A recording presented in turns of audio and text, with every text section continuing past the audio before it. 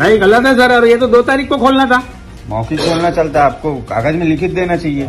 जो दिशा निर्देश है राज्य निर्वाचन आयोग के, 2 तारीख का काम था। निर्देश दिया आज, आप ये कैसे कर रहे हैं आज? नहीं, मध्य प्रदेश के विषय में बालाघाट जिले में 6 कॉन्स्टिट्यूंसी में हमने वीडियो सबमिट किया है चुनाव आयोग को, जिसमें बड़ा स्पष्ट दिख रहा है, बल्कि बहुत भयानक दिख रहा है कि डिस्ट्रिक्ट इलेक्शन ऑफिसर यानी जो रक्षक हैं वो भक्षक बन रहे हैं, जो रक्षक हैं वो भक्षक बन रहे हैं। सीधा टैंपरिंग कर रहे हैं पोस्टल बैलेट से, सीधा टैंपरिंग कर रहे हैं पोस्टल बैलेट से। और इसमें तुरंत दंड का एक्शन लेना चाहिए चुनाव आयोग को ऐसे व्यक्तियों के विरुद्ध, जिससे संदेश बड़ा स्पष्ट हो कि इस प्रकार का जो दुरुपयोग होता है मशीनरी का, या जो उल्लंघन होता है आचार संहिता का, जिसके सबसे बड़े पुलिसमैन है चुनाव आयोग, उसमें तुरंत जल्द से जल्द एक्शन लिया जाए। चुनाव आयोग ने हमें सुना और हम आशा और विश्वास करते हैं कि जल्द से जल्द एक्शन लिया जाएगा, एक्शन लिया जाएगा। लगाइए, बनाओ वीडियो बनाओ और बुलाओ पत्रकारों को। कलेक्टर साहब से बात करता हूँ। कोई रिस्पांस नहीं दे रहे हैं, बोल रहे हैं। फोन पे कोई सूचना होती है क्या? इतना गंभीर मामले को आप ऐसा कीजिए, हम लोग भी कल ट्रेनिंग लेके आए भोपाल से। हमारे कोई मामले में कुछ निर्वाचन के नियम कानून लिखित आपको हमको सूचना देना था, उसके बाद आपको पेटी खोलना था। बताइए आपका परिचय क्या है सर? बताइए। और लिखित में हमारे को दिए हो क्या आपने? नहीं, फोन से बुलवा, अनुभव मुनियारे जी के किसी को दोनों पक्ष को फोन से बुलवा लेते हैं, इसके बाद ही खोलते हैं। नहीं, गलत है सर। और ये तो 2 तारीख को खोलना था। मौखिक खोलना चलता है, आपको कागज में लिखित देना चाहिए। जो दिशा निर्देश है राज्य निर्वाचन आयोग के, 2 तारीख का काम था। निर्देश दिया आज, आप ये कैसे कर रहे हैं आज? नहीं, ये तो विधानसभा वार रख रहे हैं ना। नहीं, ये पैकेट खोलना ही नहीं था, ये खोलना ही नहीं था। ये आप ये बताइए, ये काम करने अभी आपको किसने निर्देश दिया?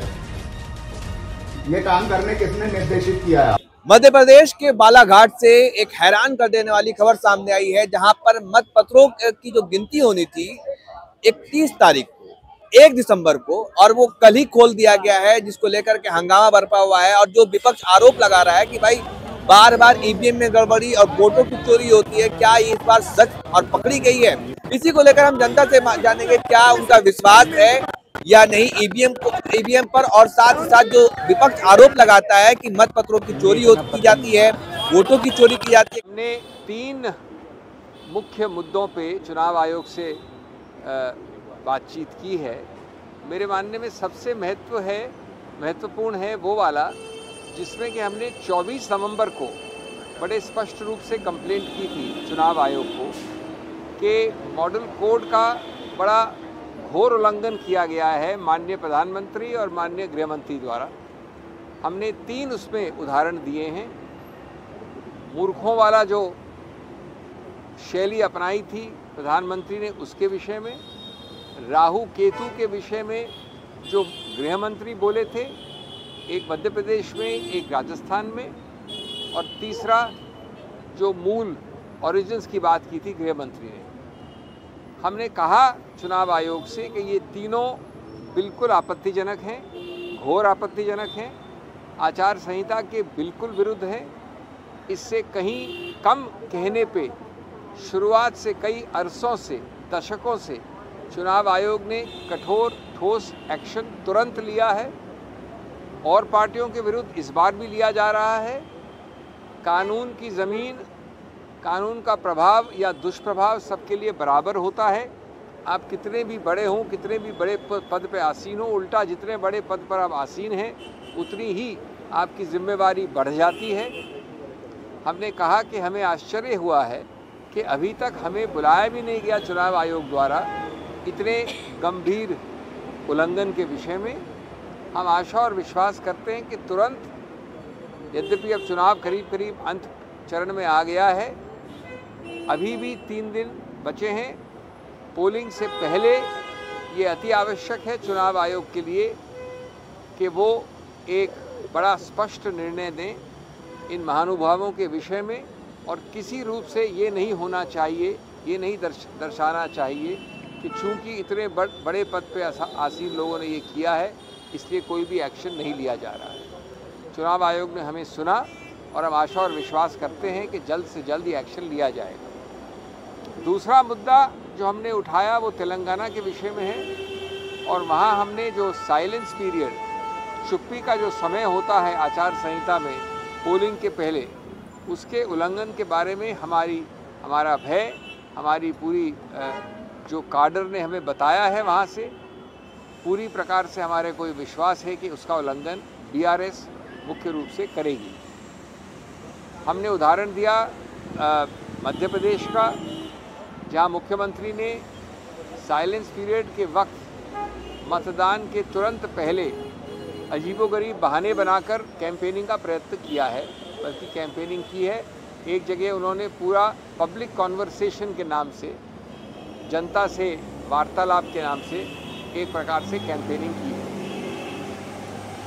इसी प्रकार से टी शर्ट्स, साड़ीज़ या कार्डर्स शर्ट्स पहन के मुख्य रूप से पिंक कलर में, जो बीआरएस का रंग है, सब जगह अगर साइलेंस पीरियड में जाते हैं, वार्तालाप करते हैं, तो ये भी एक और तौर तरीका है कैंपेनिंग का। हमने बड़ा स्पष्ट चुनाव आयोग से ये विनती की है कि उल्लंघन सीधा और ऐसा दिखने वाला हमेशा नहीं होता है। परोक्ष रूप से जो उल्लंघन होता है, परोक्ष रूप से जो प्रयत्न होते हैं, वो और भी ज़्यादा दोषी ठहराने चाहिए। उनका सीधा उद्देश्य है आचार संहिता को बहुत ज़्यादा चालाकी दिखाकर उल्लंघन करना, और इसलिए हमने वहाँ भी प्रतिबंध मांगा है। और तीसरा, मध्य प्रदेश के विषय में बालाघाट ज़िले में 6 कॉन्स्टिट्यूंसी में हमने वीडियो सबमिट किया है चुनाव आयोग को, जिसमें बड़ा स्पष्ट दिख रहा है, बल्कि बहुत भयानक दिख रहा है कि डिस्ट्रिक्ट इलेक्शन ऑफिसर यानी जो रक्षक हैं वो भक्षक बन रहे हैं, सीधा टैंपरिंग कर रहे हैं पोस्टल बैलेट से।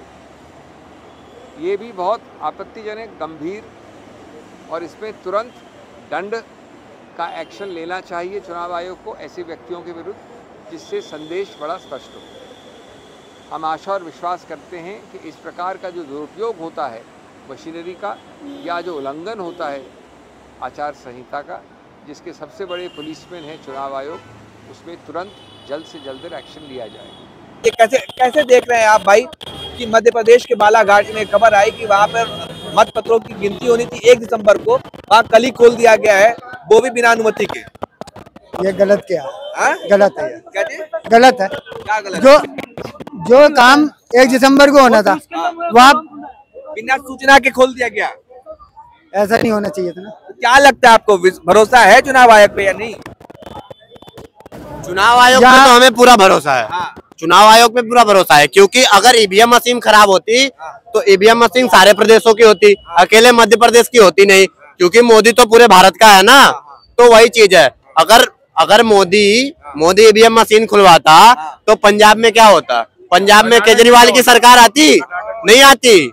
नहीं, लेकिन ये लोग जो मध्य प्रदेश के बालाघाट में हुआ है, मत पत्रों की गिनती होनी थी 1 दिसंबर को, वहाँ पे बिना सूचना के खोल दिया गया है। इसको लेकर विपक्ष पूरा हंगामा बरपा रहा, खासकर कांग्रेस जीतोड़ मतलब जो है आरोप लगा रहा है कि भाई ये क्या हो रहा है। ये गलत बात है। देखिए, ये गलत बात है, ये झूठा आरोप है।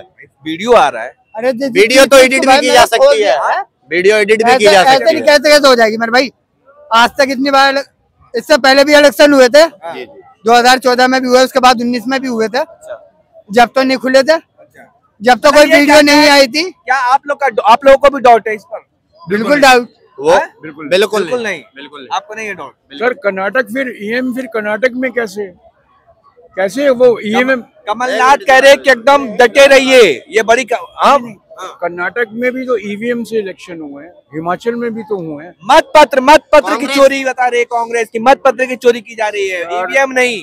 सर ऑफिसर लोग वोट देते हैं ना, गवर्नमेंट एम्प्लॉय। अच्छा, उसकी बात आप कर रहे हैं। वो इलेक्टरल वोट बोलते हैं जिसको, जो इलेक्शन होने से पहले भी दिया जाता है, मतलब चुनाव के दिन से पहले भी दिया जाता है।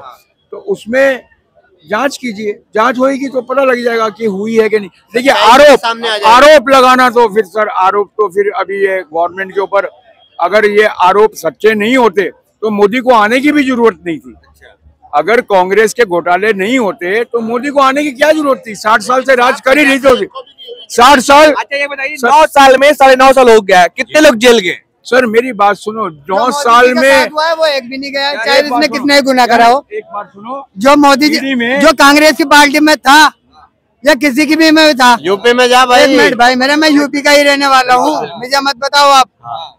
जो कांग्रेस या किसी भी पार्टी से था, जिसके जो जितने भी कारनामे थे, वो जब तक इस पर कार्रवाई हुई है, जब मोदी जी आए इस पर कार्रवाई हुई, और जब वो मोदी जी के साथ हो गया तो सब चीज खत्म। मतलब जो विपक्ष का आरोप लगाया वॉशिंग मशीन में धुल जाओ, सब धुल जाओ। कौन खत्म हुआ? है यो बताओ ना कि किसके ऊपर किस अभी तक वो हुआ है।